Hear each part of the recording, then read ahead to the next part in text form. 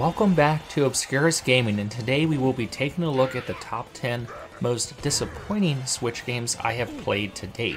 We're gamers, right? We all get excited for certain games for one reason or another, whether it be a long-awaited sequel to something we loved, or maybe something that just got a lot of pre-release hype.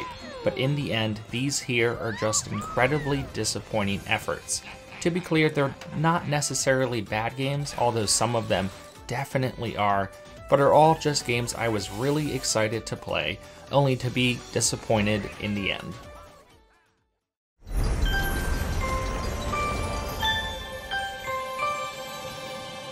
I love 3D platformers, and the resurgence of the genre on the Switch has been something I've loved.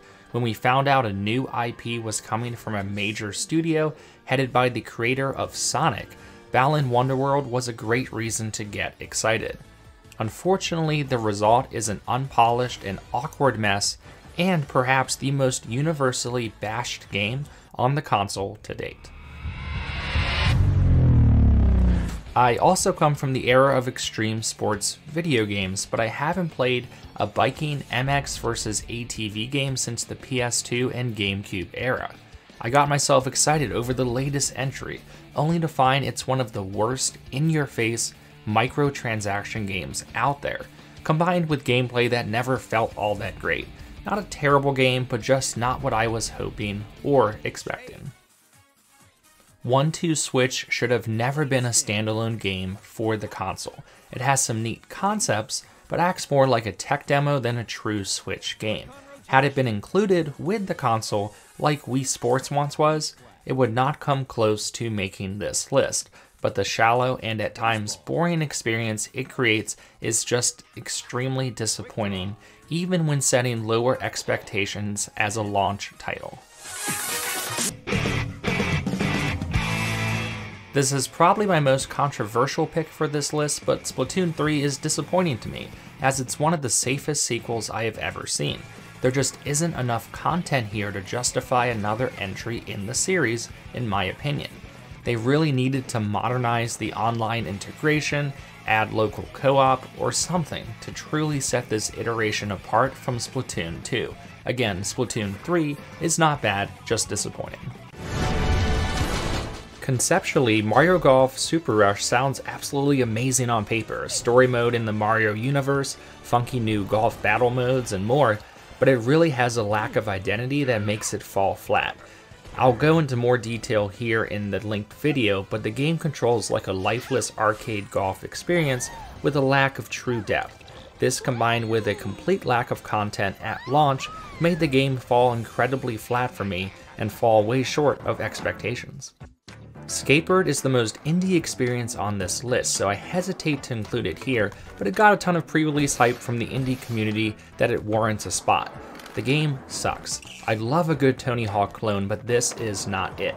Every design decision made here is set up to be one of the most frustrating games I have ever played. Just stick with the Tony Hawk remaster on Switch, as even skateboarding birds can't save this disaster of an experience. We all grew up on some iteration of Mario Party that we like, but man does this series need to evolve. Super Mario Party, the first Switch Mario Party game, had so much promise, but weird design decisions, a lack of maps and modes, shallow online integration all combined to make a very disappointing experience.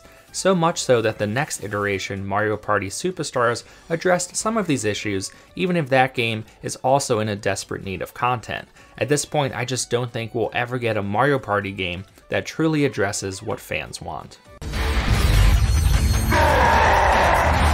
Mario Strikers Battle League is not a bad game in terms of how it plays. It's fluid and entertaining arcade soccer, but it's incredibly shallow. So shallow that it feels like there is nothing to do.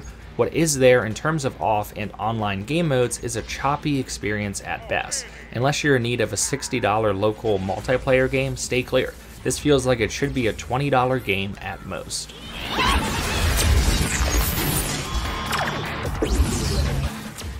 Super Monkey Ball 2 from the GameCube is one of my most played games of all time.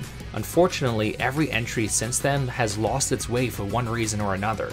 I was excited to see Super Monkey Ball Banana Mania go back to the roots, but it completely failed to do so. Tweaked controls, removed game modes, and a completely broken monkey target combined to make this just another very disappointing Monkey Ball experience. Taxi! As gamers, we all have our nostalgic, guilty pleasures, and Crazy Taxi is one of those games for me. When I found out someone was making a pseudo-sequel to the experience, I got really hyped to see the result, and one that seemed to have a lot of pre-release polish. Unfortunately, Taxi Chaos is budget shovelware that sole existence is to trick people into thinking a new Crazy Taxi game exists. If you care to learn more, feel free to click the link here. It ends up being my most disappointing Switch experience because of my own interests combined with just a terrible experience that I've been waiting 20 years for. Which leads me to the question, what's your most disappointing Switch game and why? Let me know in the comments and I'll try to respond to as many as I can. Thanks for watching, everyone.